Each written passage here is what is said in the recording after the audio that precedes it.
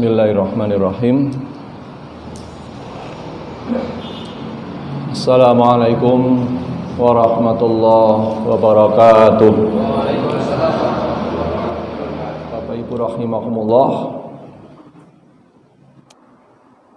Inilah nikmat yang harus selalu kita ingat dan kita jaga, karena namanya iman. Nikmat iman, nikmat Islam itu tidak jaminan, tidak ada garansi dari Allah Subhanahu wa taala. Bayangkan Bapak Ibu rahimakumullah, hari Jumat kemarin ada seorang wanita umur kira-kira 23 tahun. Dia akhirnya memutuskan masuk Islam. Saya cek KTP kakak, saya tanya, naudzubillah min dzalik. Ternyata ibunya dulu seorang muslimah. Lalu ibunya murtad. Bapaknya sama. Kakek, nenek, mbah, buyutnya muslim semua. Akhirnya sekeluarga itu kemudian murtad menjadi seorang Katolik, dan salah satunya kemarin masuk Islam, dan luar biasa.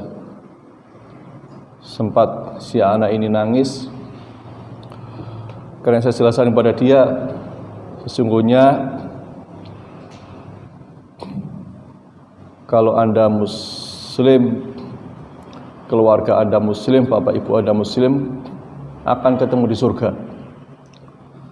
Tapi kalau ibunya non muslim, bapaknya masih, nanti terpisah di akhirat.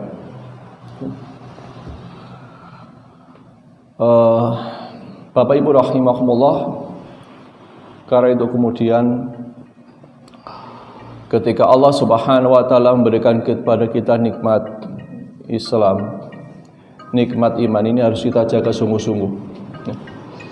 Kita jaga sungguh-sungguh, jangan sampai kemudian iman ini melemah.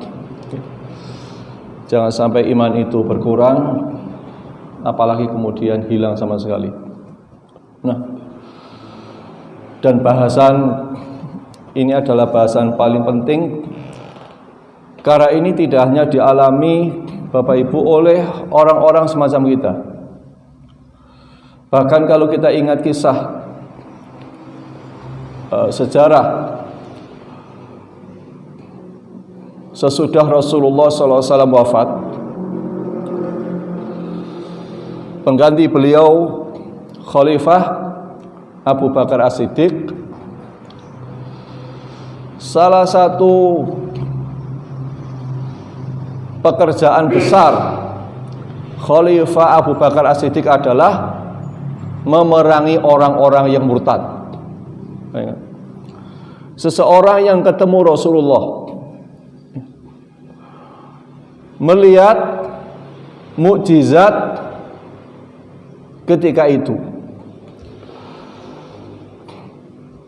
mendengar langsung Nabi berbicara, melihat para sahabat berjuang luar biasa, melihat penderitaan umat Islam untuk menjaga iman Islamnya. Tetapi sesaat ketika Nabi wafat, banyak yang murtad. Maka bayangkan diri kita, nggak pernah ketemu Nabi, nggak pernah mendengar langsung Nabi bicara, nggak pernah menyaksikan perjuangan yang sangat berat di tengah orang-orang kafir. Sedangkan masalah kita begitu berat.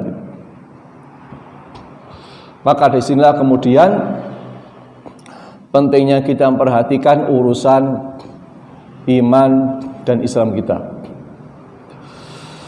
Bapak Ibu yang dirahmati Allah Subhanahu wa taala, bab masalah murtad. Ya. Ini bab yang setiap muslim harus paham sedetil-detilnya. Jangan sampai kemudian dia sadar atau tanpa sadar kemudian tergolong orang-orang yang murtad. Murtad ya, sudah menjadi bahasa Indonesia. Ya. Berasal dari bahasa Arab irtadda yang artinya roja'a, kembali. Artinya orang yang kembali kafir sesudah dia memeluk agama Islam. Dia kembali kepada kekafiran sesudah dia menjadi seorang muslim. Maka di zaman Khalifah Abu Bakar As-Siddiq ada banyak orang Islam yang telah bersyahadat, kemudian mereka kembali kepada kekafirannya.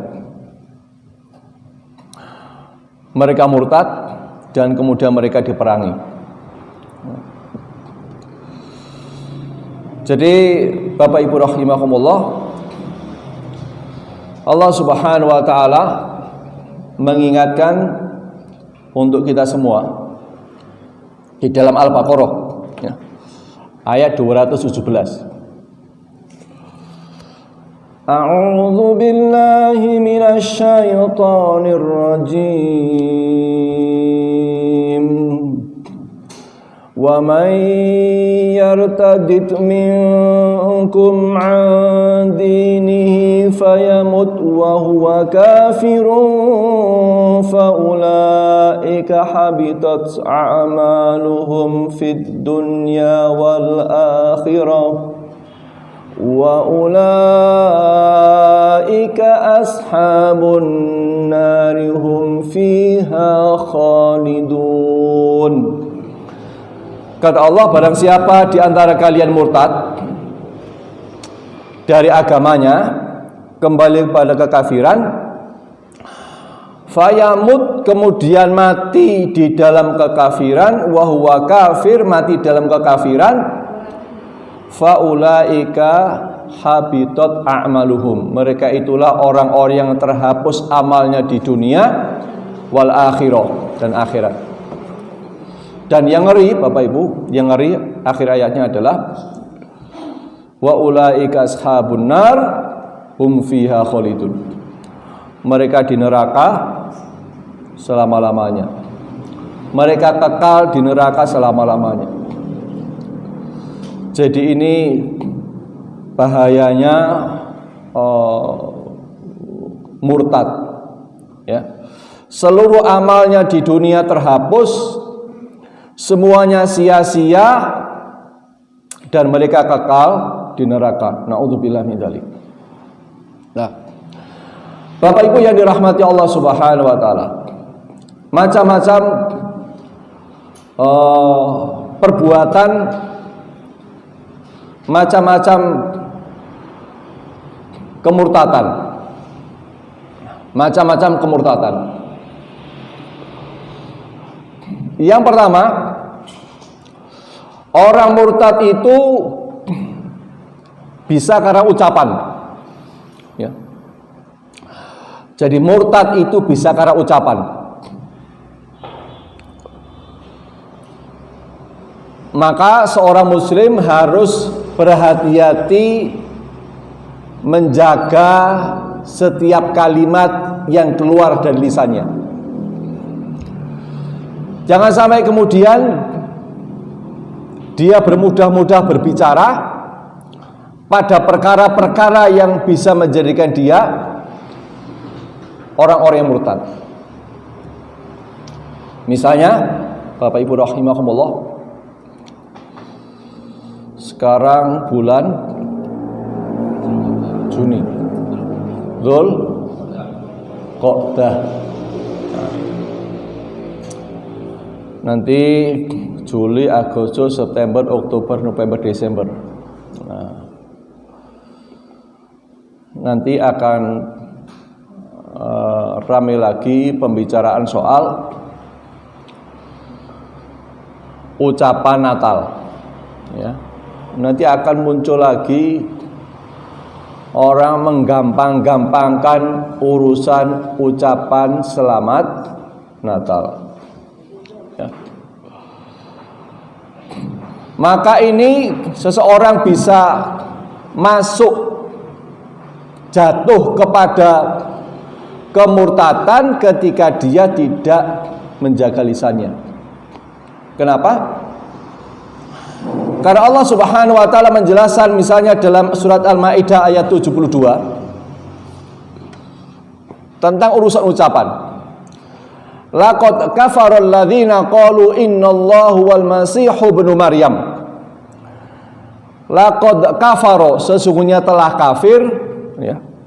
Laqad kafara, sesungguhnya telah kafir, alladzina qalu, yaitu orang-orang yang mengatakan innallaha huwal masihu ibnu Maryam. Sesungguhnya Allah ialah Al-Masih ibnu Maryam.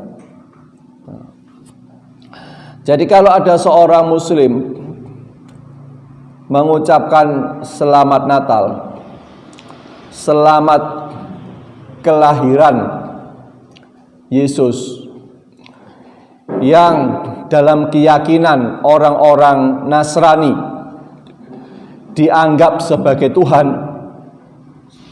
ya, maka Allah mengatakan laqad kafara, maka dia telah kafir.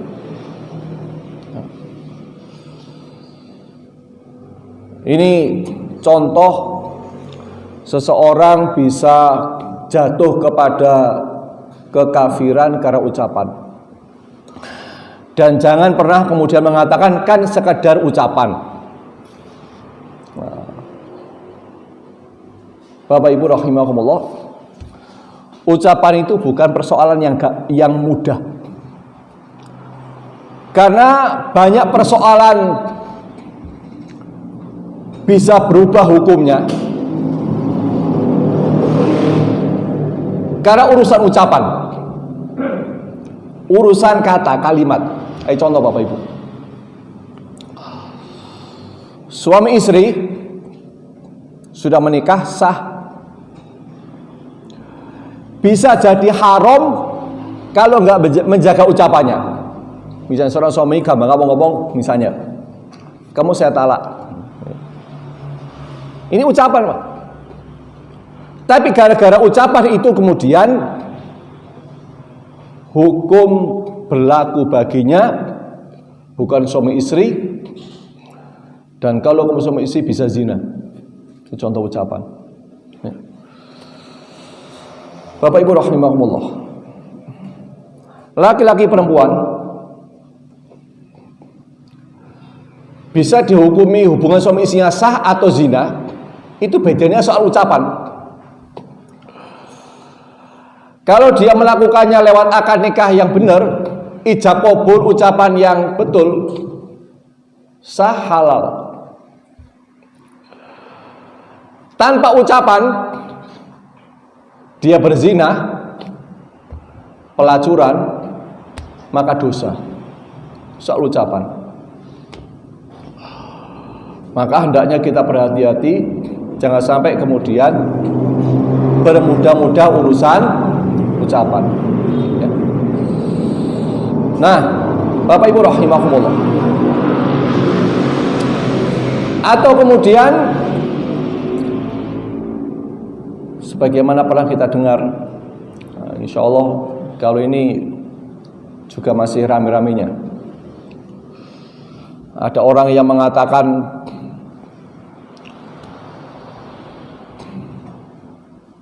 orang yang percaya kepada akhirat itu orang peramal.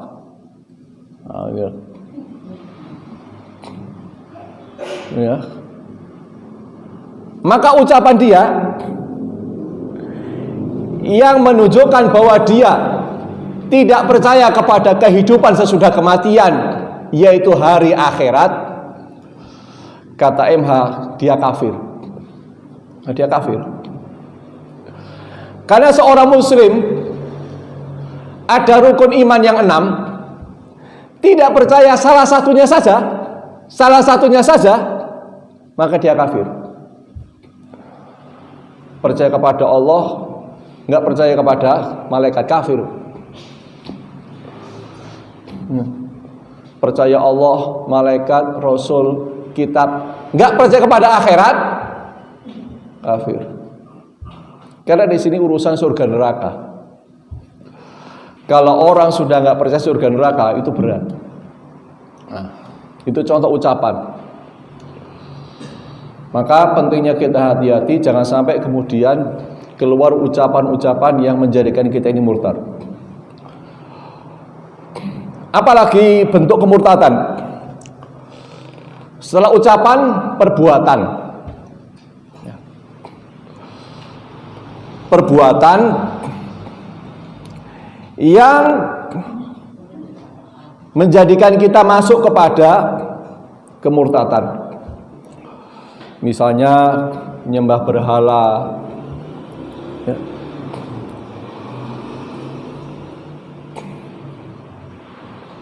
Itu bisa masuk kategori kita ini murtad. Maka hati-hati perbuatan-perbuatan syirik, menyekutukan Allah,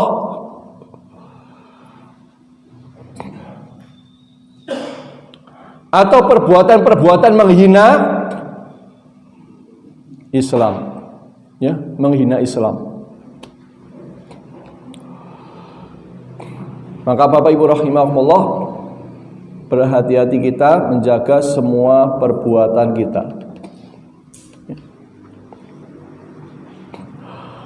Termasuk kemudian setelah ucapan, perbuatan, yang ketiga adalah soal keyakinan.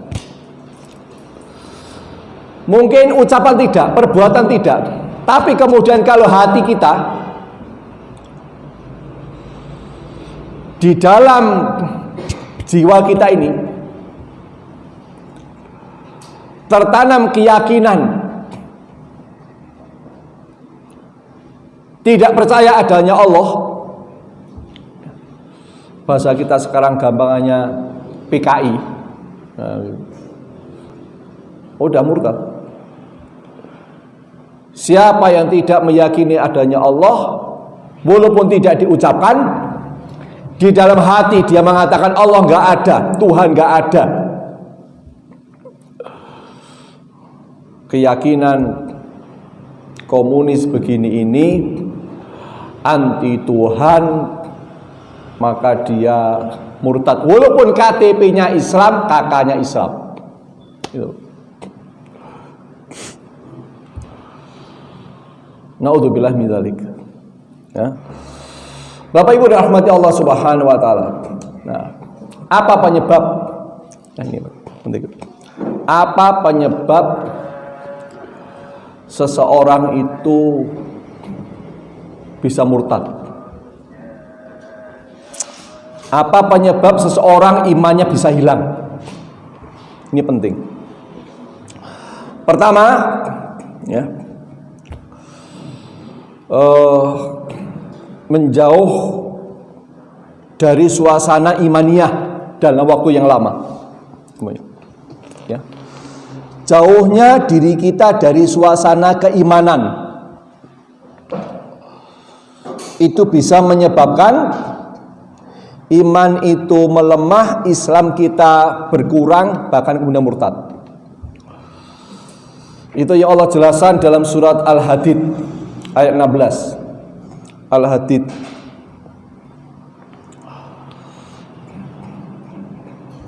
A'udzu billahi minasy syaithanir rajim. Alam ya'ni lil ladzina amanu an takhsha' qulubuhum li dzikrillah وما نزل من الحق ولا يكونوا كالذين أوتوا الكتاب من قبل فطال عليهم الأمد فقست قلوبهم وكثير منهم فاسقون. Ya. Al-hadid artinya apa? Besi, keras Pak, besi. Yang artinya kata Allah, belumkah datang waktunya bagi orang-orang beriman untuk khusyuk tunduk hati mereka, khusyuk, mengingat Allah dan kebenaran yang diturunkan kepada mereka. Allah ingatkan, janganlah mereka seperti orang-orang yang sebelum mereka telah diturunkan Alkitab kepada mereka. Fatala alaihimul amadu, berlalu waktu yang panjang. Apa kemudian terjadi? Faqasat qulubuhum, hatinya menjadi keras. Jadi kita nggak pengajian berapa bulan ini? 3 bulan. 3 lebih, Maret,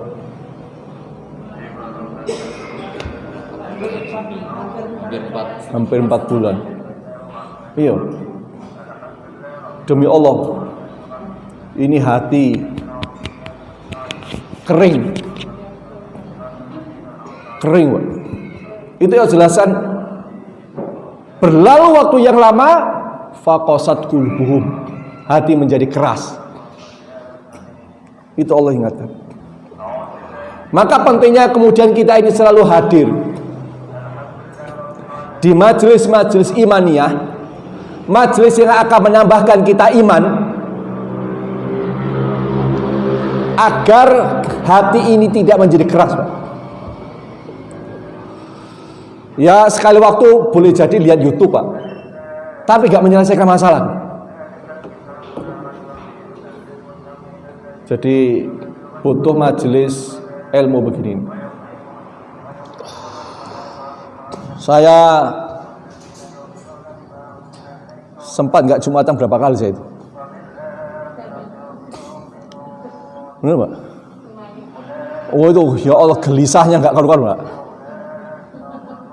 Nggak ada Jumat, gelisahnya luar biasa. Hati ini goncang. Lalu masakan diri Jumatan. Ya Allah, nikmatnya ya, nggak ketulungan Pak.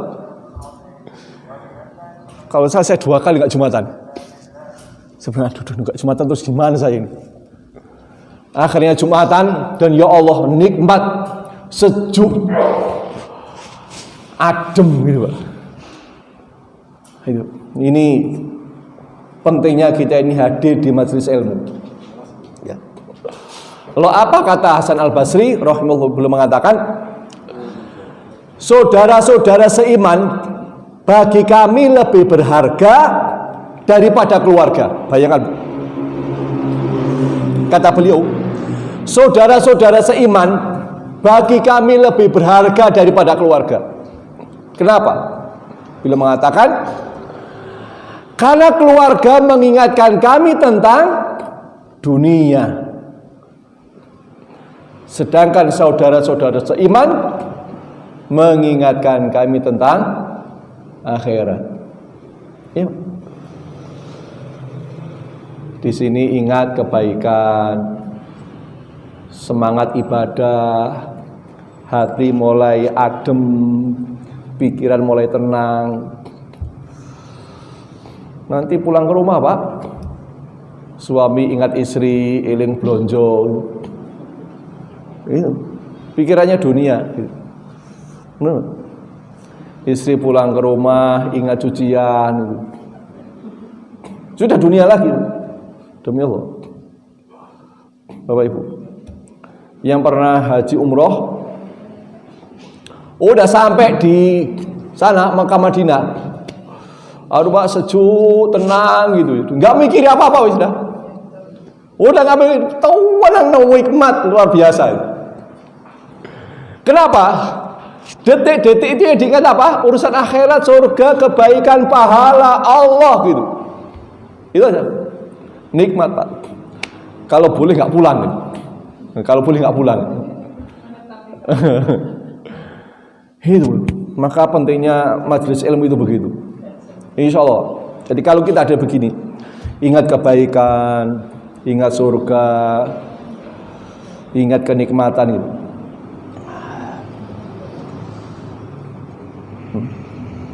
Apalagi Bapak Ibu yang sekarang anaknya di rumah semua, iya, nggak sekolah, nggak kuliah, nggak mondok. Waduh, tambah sumpah gak karu-karuan. Luar biasa. Maka salah satunya hadir begini ini untuk membuat kita tenang, nikmat. Ya. Kedua, yang menjadikan orang bisa murtad, iman bisa hilang, yaitu menjauh dari teladan orang-orang soleh. Menjauh dari teladan orang-orang yang soleh. Jadi di samping kita punya komunitas, teman, jamaah yang baik, maka perlu ada teladan, contoh buat kita.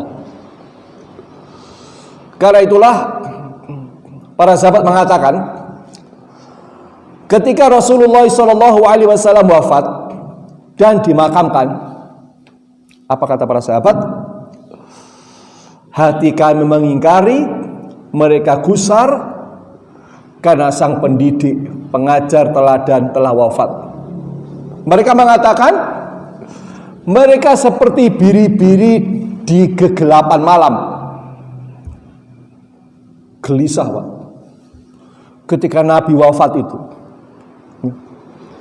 semuanya limbung, karena teladannya sudah mulai pergi.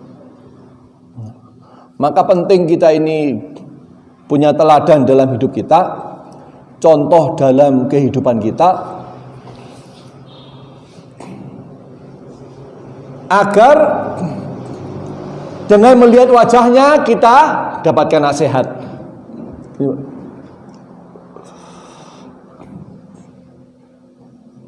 Nah sekarang kita ini kan kehilangan teladan, kehilangan contoh.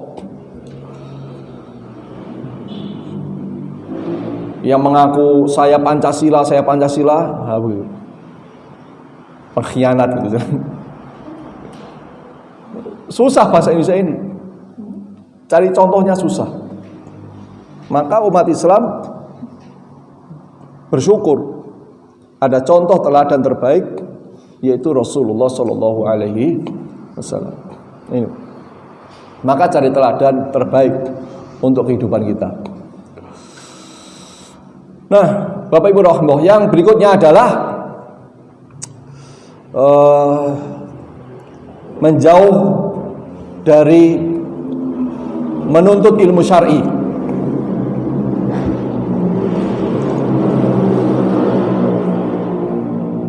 Jadi iman itu bisa berkurang, melemah kalau kita tidak berusaha untuk mendapatkan ilmu yang akan menguatkan iman kita, menambah kekokohan pemahaman kita.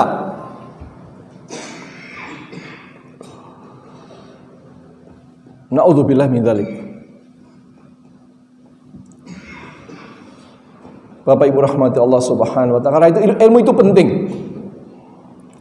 Ilmu itu sangat penting buat kehidupan kita. Dan jangan pernah kita meremehkan soal ilmu, apalagi urusan ilmu agama.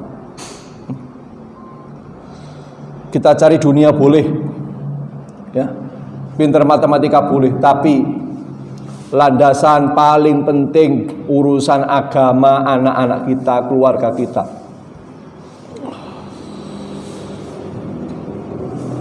Hari ini Bapak Ibu rahimakumullah, contoh sederhana ya. Betapa sekarang orang tua menyadari pentingnya anak ya punya akhlak yang baik di keluarga. Betapa pentingnya itu. Sekarang orang tua kadang-kadang mikir sudah anak nggak belajar matematika nggak apa-apa, nggak belajar geografi nggak apa-apa.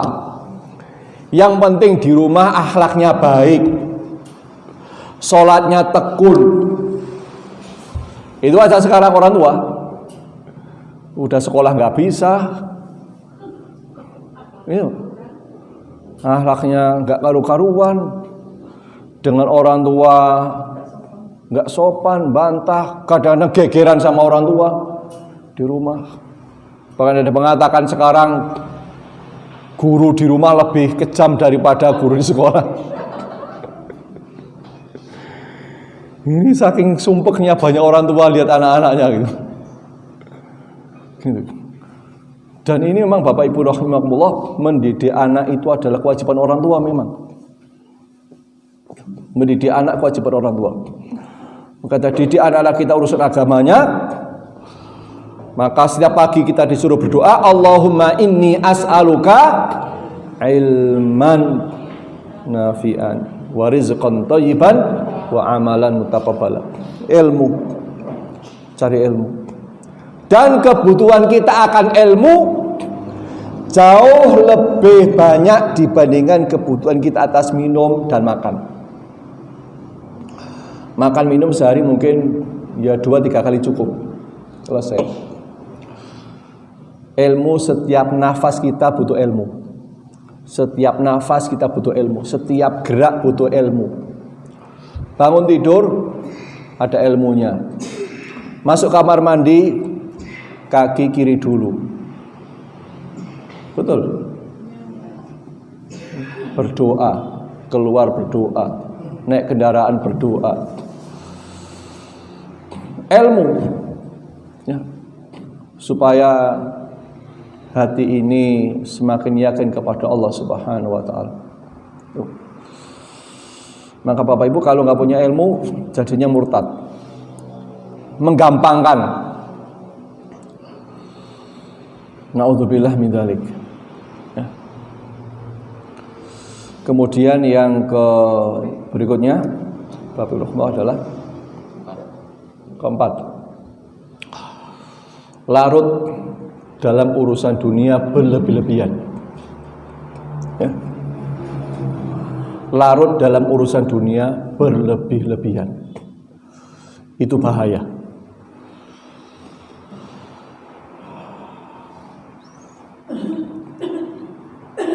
Bapak Ibu rahimahullah, harta, anak, istri, keluarga, semuanya ujian. Semuanya ujian.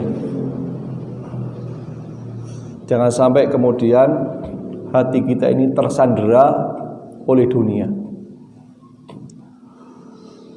Nabi mengatakan ta'isa abdad dinar wa abdad dirham. Celakalah hamba-hamba dinar dan hamba-hamba dirham. Celakalah hamba-hamba dinar dan hamba-hamba dirham.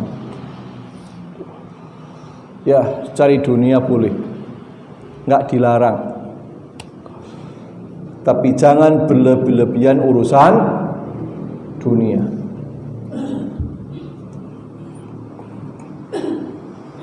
Banyak kemudian karena urusan dunia orang menjadi murtad. Ada banyak kisah karena urusan menikah seseorang menjadi murtad. Ya. Jadi dunia ini bisa menyebabkan kita ini murtad. Dan cobaannya berat. Cobaannya berat. Tidak hanya dialami oleh orang-orang awam, bahkan orang-orang yang alim. Orang-orang yang alim. Bapak Ibu pernah dengar kisah di zaman Bani Israel, seorang rahib ahli ibadah di kampungnya suatu saat sang rahib ini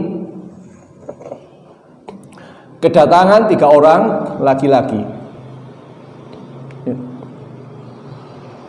Kemudian 3 orang laki-laki ini punya tugas untuk berperang di jalan Allah. Tapi dia punya satu saudara perempuan. Punya saudara perempuan satu. Lalu apa? 3 ini mengatakan kalau kita berangkat berperang, maka saudara kita ini harus ada yang menjaganya supaya dia aman dan selamat. Maka ketiganya berunding, siapa orang yang layak, yang pantas untuk menjaga adik perempuannya. Dilihat di kampungnya, tidak ada orang yang paling alim, paling soleh kecuali sang ahli ibadah ini. Maka ketiganya datang kepada ahli ibadah ini. Bahasa kita, mau titip adik perempuannya selama ditinggal berjuang di jalan Allah. Sang ahli ibadah ini enggan, enggak mau, karena takut khawatir dengan fitnah wanita ini. Khawatir, takut. Akhirnya 3 laki-laki ini berusaha meyakinkan, menjelaskan, mendesak. Akhirnya sama ahli ibadah diterima. Sang ahli ibadah tinggal di rumah, dan anak perempuan itu disuruh tinggal di rumah belakang. Ini, Pak. Khawatir tempat berjauhan. Apa kata sang ahli ibadah? Kasih tahu saudarimu perempuan, nanti makanannya saya kasihkan di depan pintu kamarnya. Suruh adik perempuanmu ngambil ketika waktu-waktu yang ditentukan. Mulai Pak. Hari pertama ditaruh di depannya, kedua taruh di depannya, ketiga begitu. Lama-lama setan muncul Pak. Masa ngasihnya begitu? Yang mau ditok-tok, ditaruh di dalam lebih sopan gitu. Ini terpengaruh Pak, dikit-dikit akhirnya ditok-tok, taruh dalam. Berhari berlalu gitu. Setan nggak selesai Pak, bisiki lagi. Itu loh, si wanita ini dia itu butuh nasihat. Masa kalau dia tanya bengok-bengok, teriak-teriak dari sini ke sini gitu. Kan nggak pantas gitu. Lebih bagus, lebih sopan, lebih bijak kalau kamu mendekat kalau dia tanya. Indah bahasanya. Awalnya berat, awalnya takut, awalnya akhirnya didatangi. Pertama, jauh. Kedua, nasihatnya di depan pintu. Perempuan di dalam rumah, si ahli ibadah di depan pintu. Berjalan mulai biasa. Setan nggak selesai Pak. Apa berikutnya? Kelihatan orang nggak pantas. Masa laki-laki di depan pintu, perempuannya di dalam rumah, nggak pantas dilihat orang. Buruk. Kamu masuk saja supaya nggak kelihatan. Lalu akhirnya apa? Masuk ini laki-laki ini. Dipasti dibuka pintu. Orang bisa lihat, nggak ngapa-ngapain di dalam, cuma ngasih nasihat. Lama-lama tutup pintu itu, khawatir nanti orang jadi fitnah. Tutup pintu. Setan masuk. Akhirnya naudzubillah zina. Gitu Pak. Fitnahnya. Perlahan-lahan. Selesai? Tidak, nggak selesai. Lalu apa terjadi kemudian? Setelah berzina dengan wanita itu, kemudian waktu kepulangan 3 saudaranya segera tiba. Takut sini, ahli ibadah ini. Ini nanti kalau ketahuan, saya bisa dibunuh ini. Maka apa bisikan setan? Gampang, kata setan. bunuh saja wanita itu, kuburkan, kasih tahu juga saudaranya bahwa dia sakit lalu mati gitu. Alasan masuk akal? Akhirnya apa? Dibunuh wanita ini. Saudaranya pula dikasih tahu, mohon maaf, saudarimu wanita solihah, dia ahli ibadah, dia wanita yang luar biasa istimewa, tapi mohon maaf dia sakit lalu meninggal dunia. Si tiga orang ini percaya, Pak, dengan kesolehan ahli ibadah ini. Tiba-tiba setan nggak selesai. Setan kemudian memimpikan kepada saudaranya ini. Yang pertama mimpi apa? Hendak saudari perempuanmu dizinai oleh ahli ibadah itu, lalu dibunuh, dikuburkan di belakang rumah. Saudara keduanya dimimpikan yang sama-sama setan, ketiga sama, mimpi sama, kumpul, loh kok mimpinya sama. Akhirnya ketika saudara ini mendatangi laki-laki itu, ditanya, didesak, akhirnya ngaku. Digali makam, benar adiknya dibunuh. Akhirnya apa? Akhirnya diputuskan ahli ibadah ini harus dihukum mati, disalib. Dan ketika dia sudah menjelang kematiannya, setan nggak selesai mengatakan, itu semua karena aku yang membisikkan kepada jiwamu. Kalau kamu ingin selamat, gampang caranya. Kata setan. Terakhir mengatakan apa? Kalau ingin selamat, gampang caranya. Ingkari Allah, percaya kepada aku. Itu setan. Akhirnya apa? Udah, Pak. Di tengah menjelang kematiannya, dia kufur. Dia kufur kepada Allah, percaya kepada iblis. Akhirnya dia dibunuh mati, dan dia mati dalam kondisi kekafiran. Nah itu. Naudzubillah min dzalik. Jadi perlahan-lahan, Pak. Dikit-dikit gitu. Tapi akhirnya terjerumus kepada kekafiran yang sesungguhnya. Maka inilah penting kita hati-hati dari semua ujian dunia, jangan sampai kita jatuh kepada kekafiran. Naudzubillah min dzalik. Intinya jaga iman, jangan pernah meremehkan dosa maksiat walaupun kecil. Ya, jangan pernah meremehkan dosa maksiat walaupun kecil. Tidak ada dosa besar kecuali dari dosa kecil. Dan murtad adalah dosa yang paling besar.